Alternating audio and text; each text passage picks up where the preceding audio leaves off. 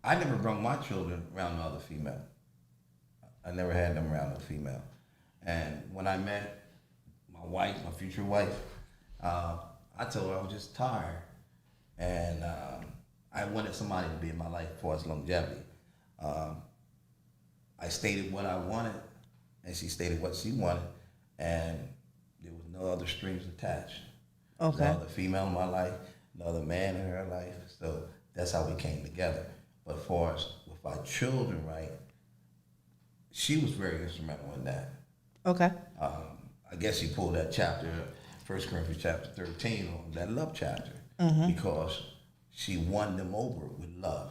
Wow. Okay. Won them over with love. And at least God gave her enough wisdom in that area, because, like you said, there weren't a book at that time. Right. And, we young and going to church, but it was almost like taboo. Nobody wasn't speaking about blended family. Right. And, because the little White House with the picket fence, man meet woman, and they have children. Right. That was the scenario. And I like your statistics, but you notice now the dynamics are shifting, whether it be in the church or in the world. Right. Secular. People getting married today are blended families. And that word, like you said earlier, I don't like the word step neither. Yeah. I don't, or have. I don't We like never that. used it. We never used it. At least God gave us wisdom not to say certain things. Right. And she made all the kids, including myself, feel welcome. They are brothers and sisters. Right. And they felt that. And today, you couldn't tell them they're not brothers and sisters. I think that is so important because, most of us seen the Cinderella story, right? The evil stepmother, the dad, the mom died. The dad was looking for help to raise his daughter, and this is real. It's a fairy tale, but it's really true what happens in life. And he's looking for somebody to help raise because he don't know what he's doing. He got a daughter, right? And she comes along and she brings her children, right? But then she treats her children better than the other children, the Cinderella. So she started to, treat her terrible. And I think that sometimes I've seen it, when I see families, I've seen it. I'm just like, whoa, where you see You can tell. your kids dressed better than their kids and like all this stuff. And it's just like, what are we doing to our children? So I think it's so important to what you said is like she made everybody feel welcome and loved. Yep, And everybody the girls got their same hairstyles. The girls would get Christmas. Everybody get the same coat. Everybody get the same earrings. The girls. So it wouldn't know. Right. What made you think to do that though? What was it? It just was something I did. Just something I did. Wow. I mean, all the girls got if everybody got blue coats, everybody got the same blue coat. The same. It wasn't that. You like you ain't getting pink and purple. I don't want no problems. Yeah, everybody get a blue coat. Everybody get the same earrings. Everybody gonna get the same hairstyle because I did all the girls' hair. So I would do their hair, and only one was different was Daniel. Yeah. Right. Because he was the only boy, so he had his own. Right. But the girls, they got old enough to then decide, what they want. Other than that, we just try to keep it simple. Kept it simple. Because we didn't have a lot. We didn't have a lot. I had a pretty good job. I was working for the county, and then Deb, she was working. I was coming in to do what she was going out. Right. So here I'm trying to do hair, and working with the homework, and next thing I know, I go to the park. And plus, like when we first met, he with the kids' mom said, that Dad would be coming getting the kids, and I asked her, did she mom come in? And she said she didn't have a problem. He coming to come and pick up the kids for the weekend or when they come down. So that's good. There was never no beef between the parents, between us, no way, because I guess the type of person I am, right. We didn't get. It wasn't no beef, it wasn't no reason to have a beef. Right. I'm gonna treat your kids the Right. same way all the kids are gonna be treated. Right. I think that's so important because when I looked at the statistics, and one of the reasons, it's 12 major reasons why these families, divorce so early and don't stick in there for, and a lot of it is, different with the children. Yeah. But one of you two of the things that you said are actually on my list. One about sibling rivalry, like that's strong because some parents don't realize that there's an issue, bringing families together.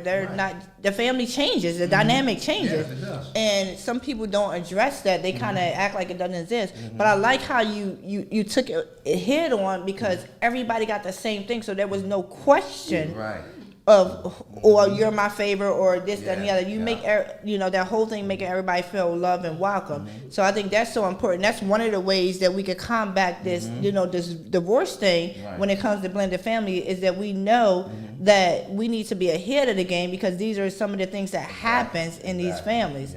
The other thing that you said was about the ex. That ex is still part of your family. Yeah. Regardless, right? Yes. So it takes a mature person, to be able to do it. And the fact that, you told her that Dad was coming to pick her up. Like, you ain't just say, A, B, C, and then you asked her, was she okay with that? I think that sometimes parents, like, we just have our own mind and we push stuff and we say stuff a certain way instead of communicating healthy and properly, because at the end of the day, the kids are what's important. Yeah, it's about them.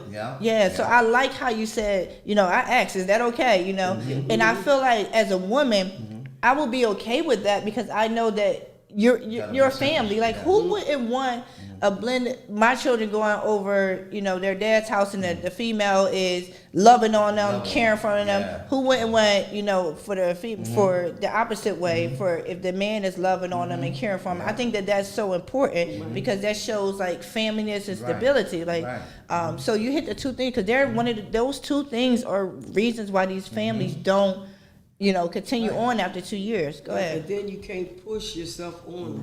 You can't come in and say because we married or because there's kids, you have to be my daughter or no, you can't do that. You have to come in, bring them in, sit down, let them know we come together. This is who it is, and you set them down and you talk about it. Don't push yourself on them because usually, like with me. Their dad was deceased.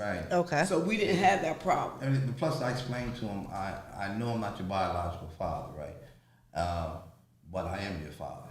And over the years, I showed him that. I showed, I demonstrated. It was just wasn't just mouth.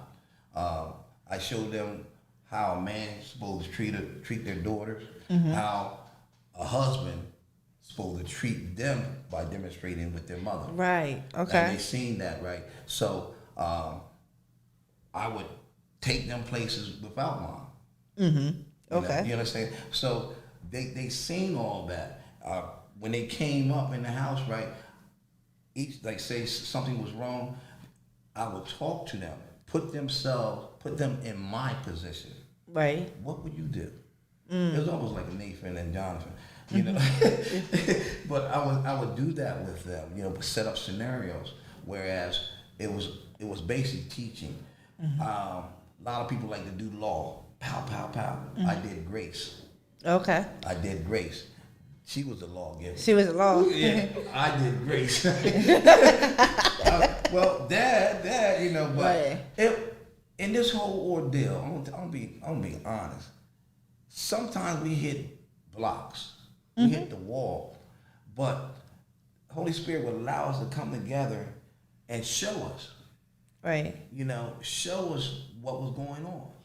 Even when one of the children tried to be a wedge, because they were getting up in age. So they understood the thing about being a wedge.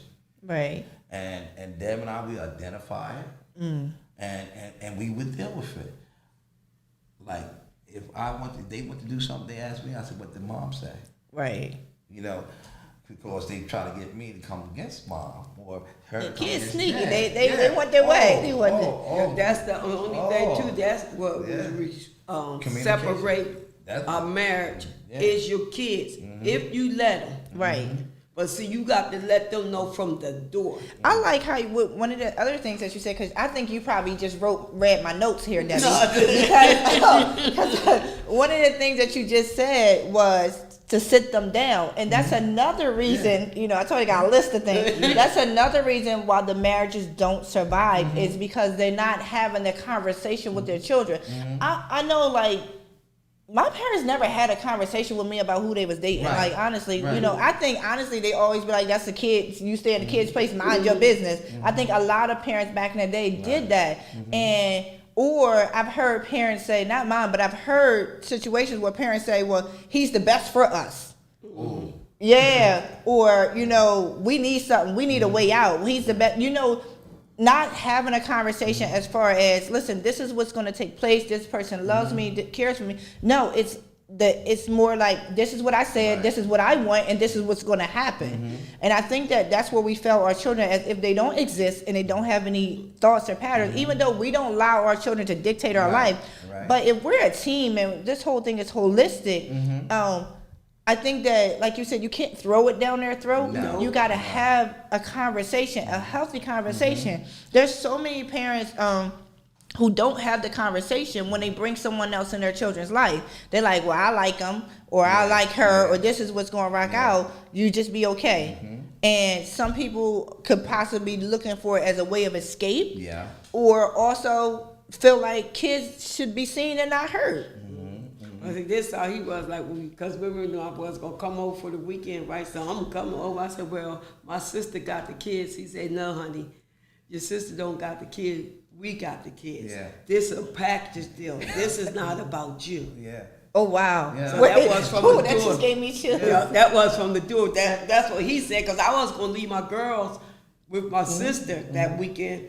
He said, no, they coming with you. And granted, that's a package. I was 28. And I was 27. And we really didn't understand what we were getting into.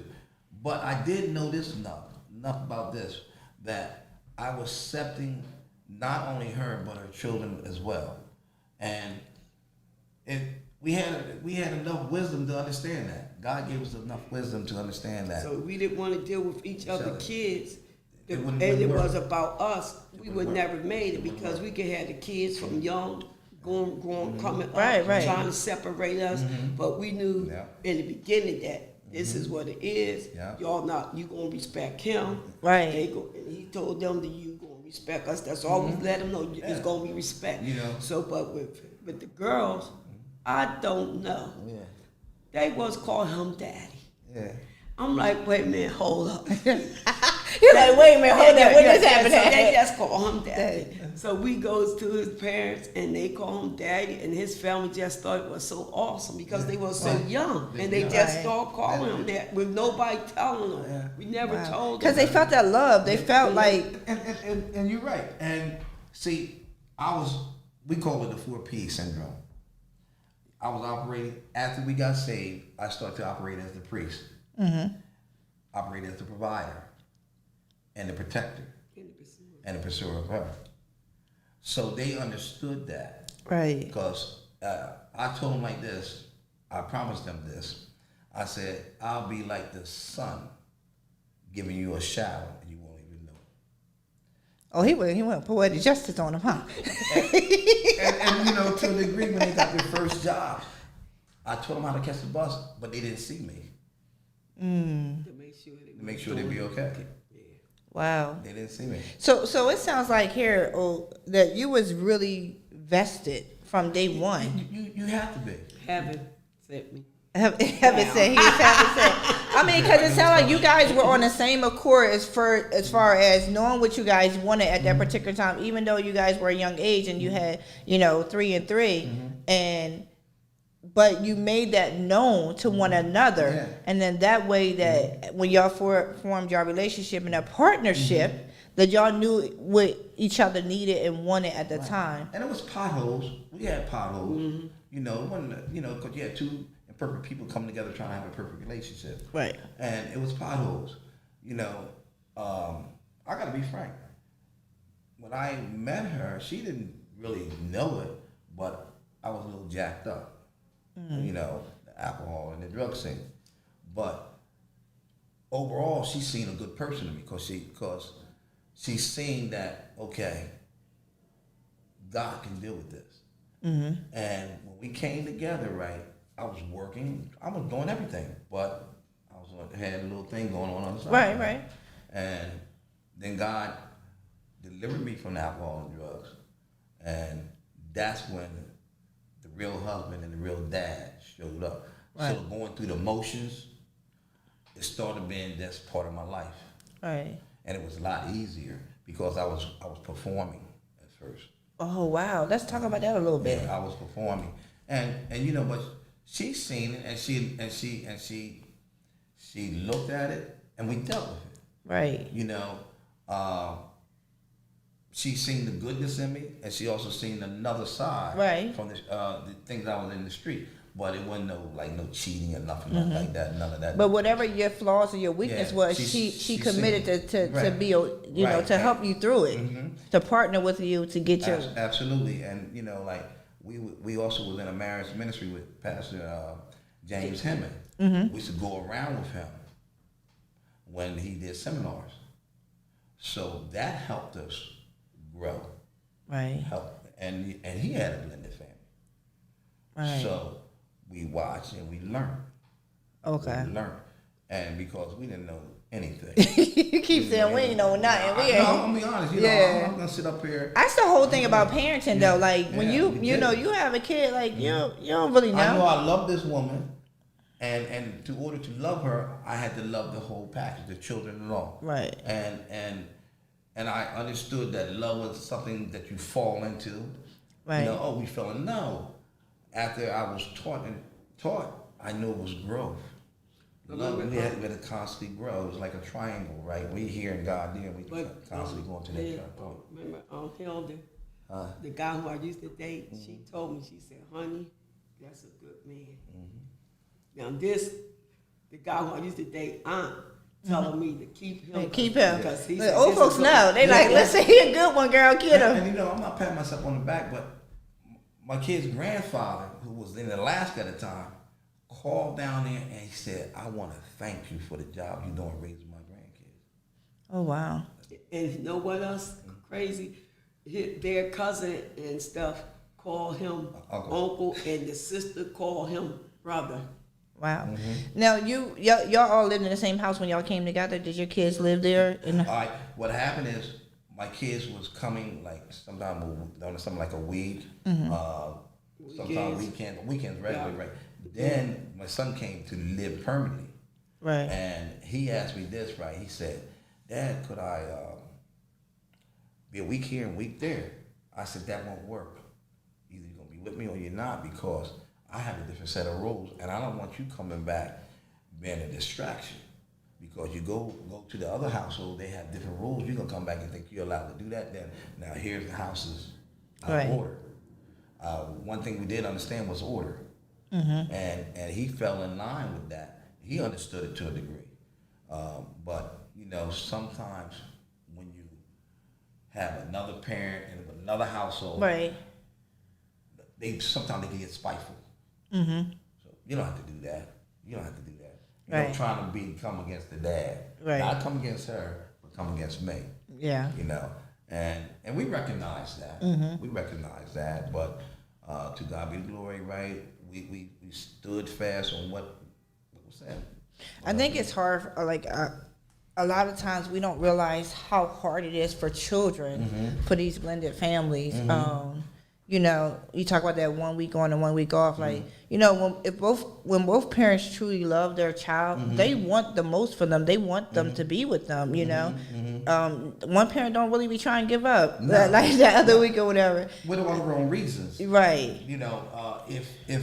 If it was a healthy scenario, right, I would have went along with it. It took me a while to get to that point, though. Honestly, with Joshua, he's my only boy, and I've raised him all this time by myself, and he, saw his dad every other weekend, and they haven't really built a great relationship. How much time you could really build? 2.5 days, twice a month, right? So, a lot of it is I kind of hindered it a little bit because I wouldn't allow my kids to stay the night with their dad during the week because I'm like, listen, my house, I know what you're doing, your Right. academics and everything. There you go. So that's where I fell short with my daughter. You know, now she's 24, but I didn't allow her to stay with her dad during the week. It was only, so it was kind of like, even though he wasn't stepping up to try to be more than a weekend dad, but I also know my faults where I was so strict, the fact that, no, I need you Right. here. Yeah. But then when it came to Joshua, it became a little bit different because it's like, listen, I know where I kind of fell short at a little Right, bit, so right. I want you to be in your son's life a little bit more. So now that Joshua is 15, he's there a week on and a week Right, off, and okay. that works for him Right. because we're splitting him.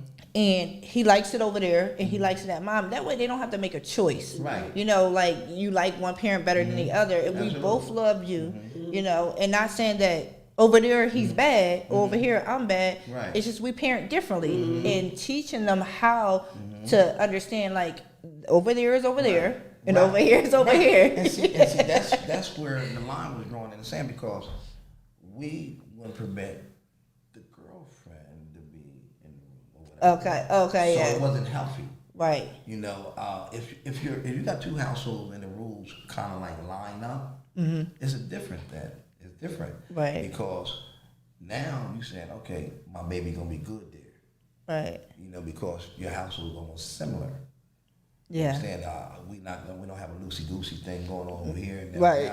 Now you the bad person now because you have order here, yeah. and that's what that setup was. It wasn't that. And you I know, and I think kids though sometimes kids really do want structure and order, and that's what they desire. That's what they need. But it seems like sometimes because it's more tempting to feel like you have control and you can kind of do what you want, you know, because We your both flesh know. is Right, speaking right, or whatever. yeah. And it, how do you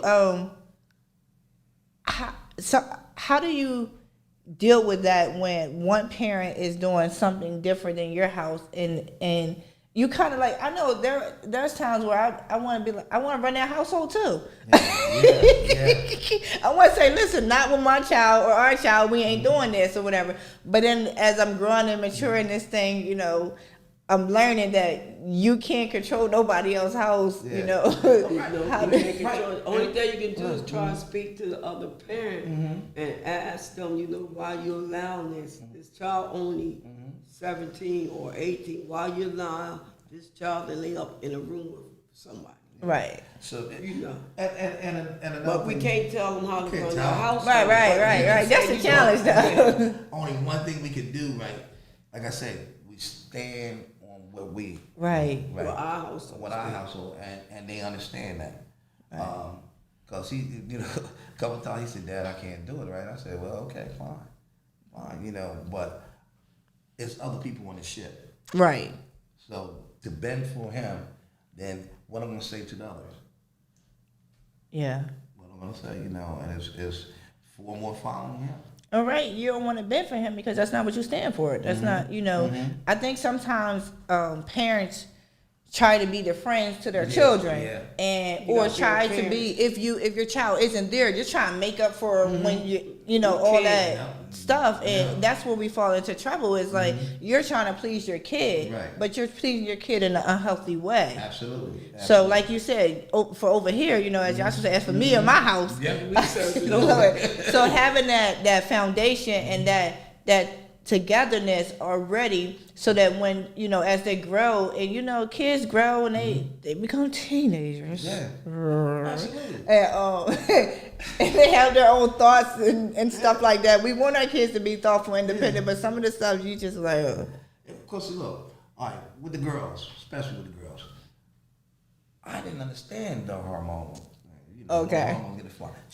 My wife understood that, Right. so she knew how to deal with it, right? And I'm like, oh, okay, they growing up, you know, they growing up, Right. You know, so we sit back, we have conversations, right, and I always try to impart this in them. If you find somebody who treats you better than dad, that's the one. right, Because I try to not spoil them, but show them what love was about. I've got to show them what lust. I said, love don't hurt. And they understood that. I said, don't let nobody ever call you out your name. right, These are all the things I should tell them, you know. And I told them a lot of other things. And, you know, I told them how guys act. I gave him the secret to what God did. I had to. You get in the playbook. You gotta protect your girls. Right. But I think it's so important because you demonstrated that with Deb. Like you demonstrated it. And I think so many times we forget that our children are watching. Yeah. And our house, it's we're the first teachers. We're the first teachers, and we're talking about teaching in every area of life. Right. Because we want to, equip them so that they going, my big thing is that I can't send my kids outside naked. Right. I got to clothe them. Right. I got to give them all those tools and techniques that they need because this life is hard. Yes. And they don't get it now because they're young, but by experience and stuff that we do get it. And I think that's so important to instill it in the home. Like, there's a lot of times where there's people who mentor kids and the kids come tell them secrets and stuff and then they don't ever tell the parent or whatever. That's not a great mentor. No, it's not. So I think that we should build an environment that our children can come to us, but also build our village so that our children can come to our village, because sometimes I can't hear. Sometimes I'll be like, stop talking to me. Yeah. Because I'll be so frustrated and so mad. I experienced that the last couple of days with the one that texted my inner gangster. Because she talks a lot. So I just be like, stop talking to me. Yeah. Because the more you talk, the more stuff you're making up, and I'm getting more frustrated. But they should be able to have someone in your circle, in your village, to be able to talk to, and then maybe that adult can make some sense in your head a little bit. Right. Absolutely. Right. So, Because we felt this way, I don't know, times have changed a little bit, right? The method has changed, but the message is still the same. If you look at it, right, today's society says they have an opinion. And we get that part. right. But opinions are sometimes asked of, because they have feelings, they have emotions, Yes. and they have thought patterns, right? And some of them are very excellent. But, like you said, I just want someone to quiet down because they have been taught to have an opinion. Right. But sometimes you have to ask of that opinion because that's where you eliminate the back and forth. Right. The back and Give them forth. that time to talk. Give them that space. Like right now, I'm talking. You listen. Absolutely. In And- order, and that when you eliminates talk, it. I'ma listen. Yes. To respect. Yeah, because I value your opinion. But sometimes having that opinion can cross the line of saying, I'm just going to tell you how I feel regardless. Yeah, it's such a thin line, though. Yeah. Don't you think? It's such a thin line. Part of it is, one, you don't want to raise your kids like you were raised, and not saying it was, even if you didn't have a terrible background, right? Yeah. You want to give them a way, because you know how you felt as a child, like you weren't able to express yourself. Right. But then you also have that line, it's like when enough is enough and too much is too much. Like, I know right now that they're teenagers, I'm finding myself with a challenge with that thin line. It's like, I hear you and I want you to know I hear you, but now I'm talking, so I need you to stop talking. Right. And when they were younger, they got it. Yeah. But now that they're older, the hormones, them girls. Yeah, like, and then the Like a locomotive. right. And then you also see, because again, you see how other people, children respond to their parents, like They try to be society, like their friends. you see Yeah. all this stuff, and you have to maintain that foundation. It's like, listen, no, not in this house. That's right. It all falls down to posture. If we having a conversation, right, it's getting to the point that we are talking to each other and not talking at each other. Right. Because a lot of times them opinions are talking at, and not to. And then, with communication, you got to think about it, right? 65% is body language. 25% is the volume of your voice. And then 10% is what you say. Right. So people can be speaking out their mouth, but their body's saying something different. Yeah. Their mouth is saying something. Their feet saying something different, their ears speaking out, your nose flaring up. So you got a lot of stuff going on. And you like this, really? Listen, I'm telling you, and I'm not a person who yell and scream, but I'm telling you, I found myself the last couple of days just yelling, and I'm like, I don't like how this feels. This is so frustrating. This is not good. Like, I can't have my blood pressure go up because you looking at me a certain way. I don't like the tone of your face. See, the body is speaking. So I think That's how some other parents do. They say, well, I don't want to raise my daughter, our daughter. Yeah, I don't want to raise, I'm not raising my kids like you, like y'all did. And yes, because y'all didn't have mouth. Yeah. Right. Now these kids, they didn't have mouth, but now your daughters and sons, they have mouth. Right. But you know why? Because y'all would have been at the dentist office getting some teeth in your mouth. listen, I get it, and I tell my kids all the time. Listen, if this was your grandma, your mama, listen, the stuff you say to me or some things that how you respond, your teeth be in your throat back there, like you know what I mean. That's why I got partials now. I'm just saying, like, but I think. You know, again, it's that respect and honor thing. I think if they understand that, okay, we get that you have a voice.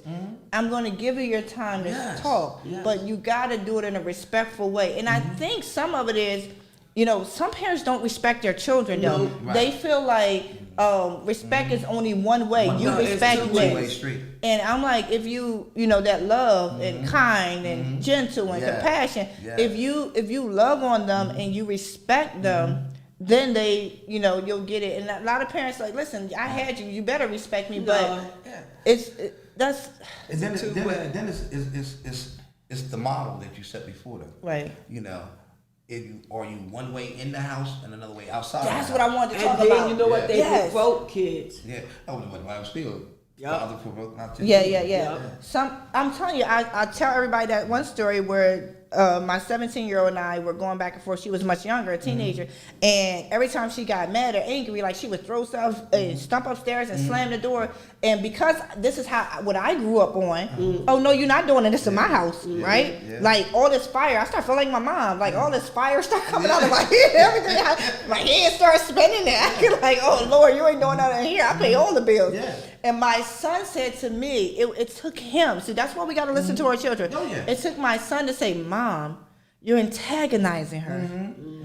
Let her cool off. You know how she gets. She's upset. Yeah. Leave her alone. She always come back and apologize and talk about it, which was true. She's always done that. Right, absolutely. But because of how I was raised. See, there's the message. Yeah. Because of how I was raised and how I've seen other people respond, like other family members, like, no, not up in this house, you know. And I'm like, but I'm not trying to fight my kid. Wait a minute. I just need. It's one time, one of my children said, "This is my room," and closed the door. Oh yeah. And I said, you know what? You're right. That's your room, but it's my house, and I own that door. Right. I can take the door off the hinges. Then what you gonna close? And light bulb come on. Right. A light bulb come on. Oh, I ain't doing that no more. Right. Just make them aware. And it wasn't no howling. Remember that? It wasn't no howling or screaming, right? I just gave her a little bit. That's why I said clean. I mean clean. If you don't like it, then when you get your house, you can do it. Oh, you think, okay, yeah. Like I said, when I come in here, you clean the room. If it's not clean, I'll show you how to do it. And I empty out dressers, closet, throw everything on the middle of the floor. Now get in there clean. So I grew up with stuff like that too. So I found myself in the beginning of my parenting, I wasn't doing none of that, right? Yeah. I was dealing with a different set of kids, but some of these kids, they challenge you. So I found myself, like, honestly, as they got older, the teenage thing in the mouth, and if I say, you should know how to clean your room, like, I found myself snatching stuff out of the closet, snatching stuff, like, the stuff that's just not right. Yeah. Stuff hanging out this drawer, it don't need to be in. Let's get on the floor. I found myself doing it angrily. Yeah, like, I was very angry and frustrated. Like, you know, kind of went off. The kids wasn't in the room, but I kind of went off, had a adult temper tantrum. I didn't have to do it too many times. Well, she did it like once or twice, but they was younger. Right. And when they got older, they knew. They knew how to handle because you handled when they was younger. One do the kitchen, one do bathroom, one do everybody responsible for their own room. And but nobody had to clean up after another. No. That part. So if Malika went in there and cooked, Malika gonna clean. Okay. You know, so I didn't make them clean up after one another if they mess up. But like if it's your week to clean the kitchen after everybody ate dinner, then you do your job. Yeah. You go in there afterwards, you know. Everybody had their own chores to do. Yeah. Mm-hmm. I did that. Everybody had their own chores until one of the persons who because she cooks all the time and cooks for the whole family. So I'm just like, somebody else take the kid, do it, whatever. Yeah. But then that person just kept making a mess all over the place, and I'm like, listen, you cooking, you cleaning, everything is, you gotta know your child. Right. You gotta know what you think. So, but I think that's so important to give responsibility, because I think that a lot of times parents, whether you're married or just cohabitating with your children, teaching them responsibility and teaching them that we're still a team. I think some parents don't realize that we're actually a team, and every team has a leader, right? So I'm the leader. Yeah, I went through all the pain, I had you and all that. I'm the leader, but my leadership is so that you can grow, not to hinder you. And I think sometimes, and I get it that parents are working so much, you got to provide for your kids, you got to do, A, B, and C. Right. But I think it's still important to take that step back and say, listen, all right, we're a team. How do we manage this together? And like when I hear Bishop saying we had meetings, right? We used to sit down and have meetings with our kids. Yeah. You have to find out where they at or what they desire to do. You just can't place things on them. You got to find out what their passions are. Everybody's not meant to go to college. Right. Some may be meant to go to trade school. Exactly. You know what I'm saying? So you got to find all those things out. Find what their niche, what their passion, what they love to do, and then be supportive of that. So that's what we basically try to do as far as find out. Hey, what you guys trying to do? What you want to be an astronaut? What? Talk to me. What you got going on? Tell me, because you're going to do something, but what you got going on? So let me ask you a question. Because you guys have 6 children, was it difficult finding time to spend with each one so that they understood that they're still unique, they're still special, they still, you still get daddy time with them, you still get mommy time? But see, that's the thing. With Daniel, right, the boy, Deb spent a lot of time. Okay. Because she wanted him to feel special, right?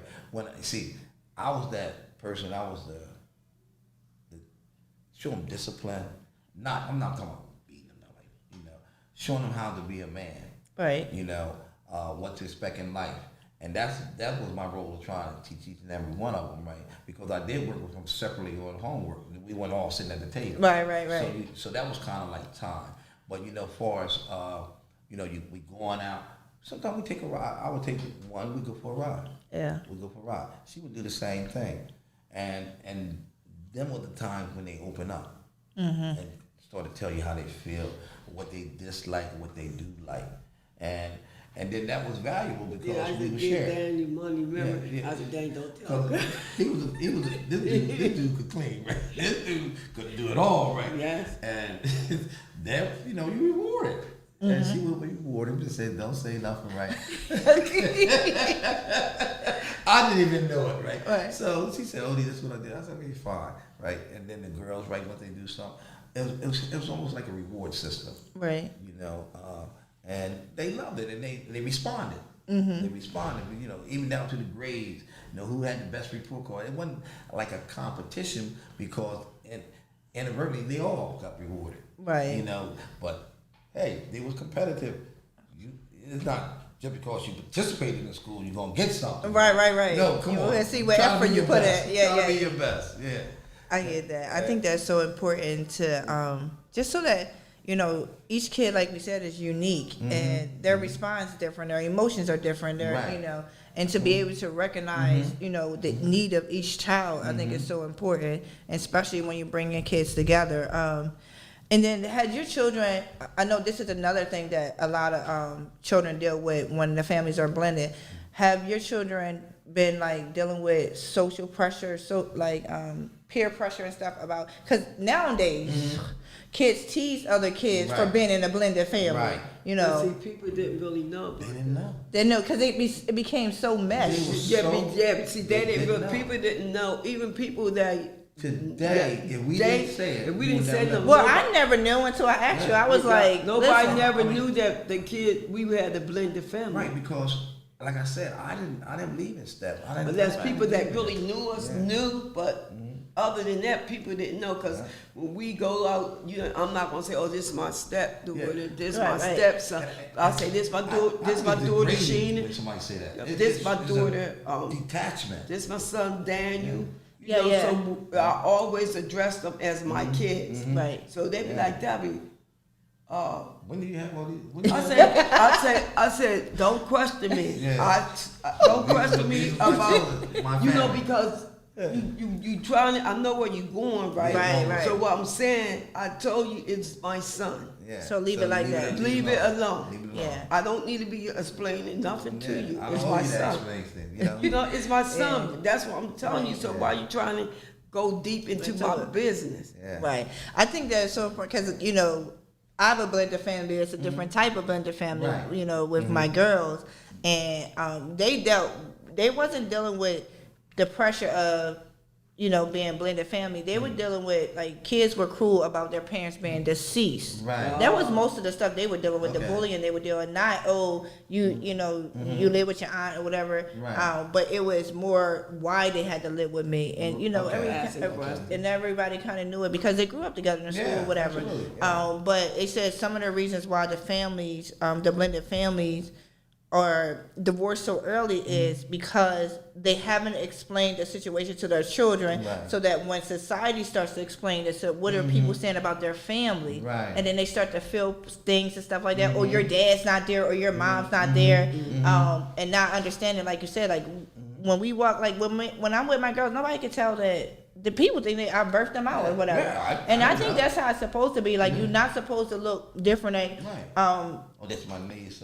Yeah. That's my daughter. Because you find some people though, they'll go, oh, this his daughter, or that's her you daughter, see that.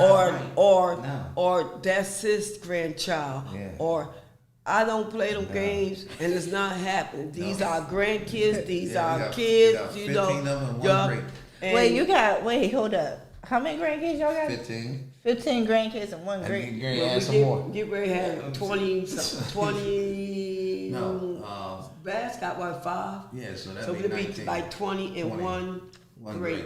Wow. Yeah. And that's Amari. Yeah. Okay. That's my buddy, my little road. Oh yeah, she a ruler. I see y'all. Yeah, that's my road. But I think that, let me see, did I have anything else I wanted to talk about? You guys really pretty much hit everything that they're statistically saying about why these families aren't able to continue, or why the longevity in the blended families. And you guys hit it on the nose, pretty much everything of what made you guys whole and complete, and what made you guys be in this for 37 years. You know, 37 years is a long time. Yeah. And walking apart. and I'm quite sure, like you said, you had some ups and downs, ins and outs. Yeah. And if you had 6 kids, teenagers at the same time, I know stuff went down. Look, all these and no. But the other thing that I want to say before we even start leaving, one other thing I wanted to talk about is that you brought your faith in there. Like, it sounds like your faith, you guys' faith in God really was like the foundation of really making this marriage, this parenting, you know, dynamic successful. It was. Yeah, It was. you got to put 1 Corinthians 13. Don't talk about it, be about it. It's an action. It's Love love is is an action. yeah. All right, but before we close out, I want you to talk to the people, anybody who's dealing with, you know, connecting, bringing 2 families together, or thinking about bringing 2 families together, or you know, even maybe having some challenges with it or whatever. What can you tell the people so that they don't be afraid of it? Because like me, I'm like step who or blended who, like you know, I'm trying to, in my mind I'm struggling with that a little bit, just because my kids are older. So it's like I gotta watch who I bring around them, or if I even want to bring anyone. I'm like, listen, they might just have to graduate high school and all that before I start dating, because I'm like, I don't know if I want to introduce that on them. But any family who is just dealing with anything regarding the blended families, what do you want to say to the people? Well, me personally, right, you got to understand, first and foremost, who you are.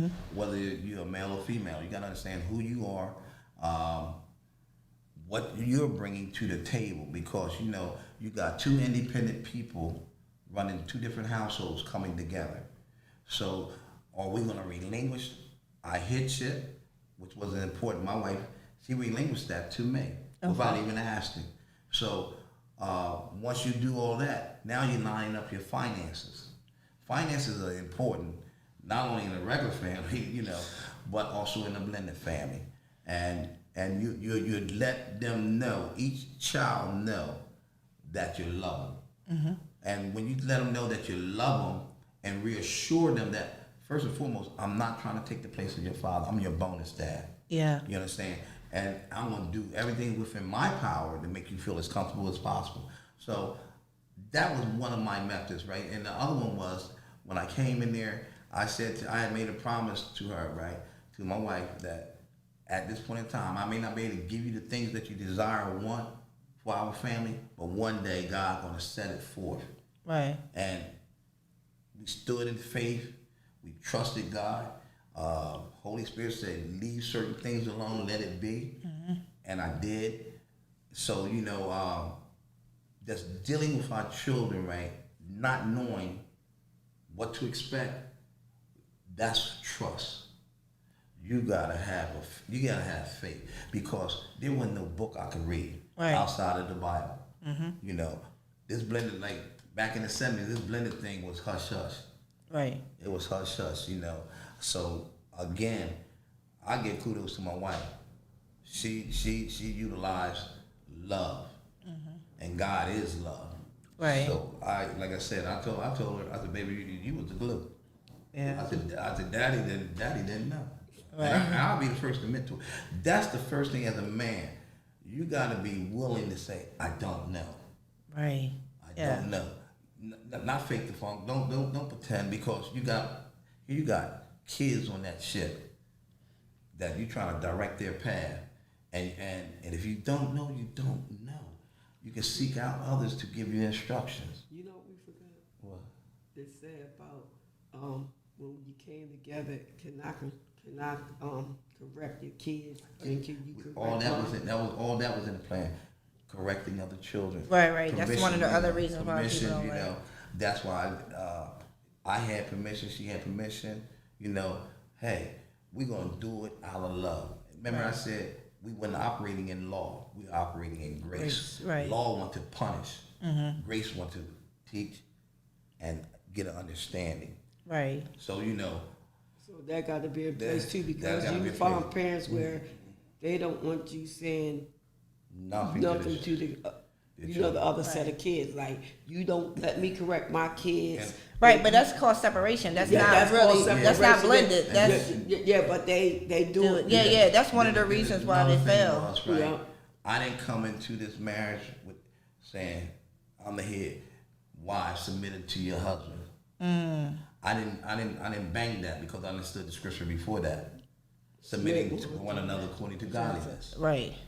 And that's how it was. She understood me as being her head, but I didn't operate, I'm the man. Walking around the house, I'm the man. I didn't have to do that. Right. Because you sure didn't. Yeah, because see, people don't understand. Headship, even though it's commanded, we can command it. We don't have to demand it. Right. That's a difference. Right. By your presence, by the way you treat the other person. How you walk in, the aura you have, your characteristics, all the things. Right. And as we grew in the Lord, we demonstrated. Right. We demonstrated, right? And that's where I would say, for us coming in with a blend, you got to have faith. Yeah. You got to have faith. You got to trust God.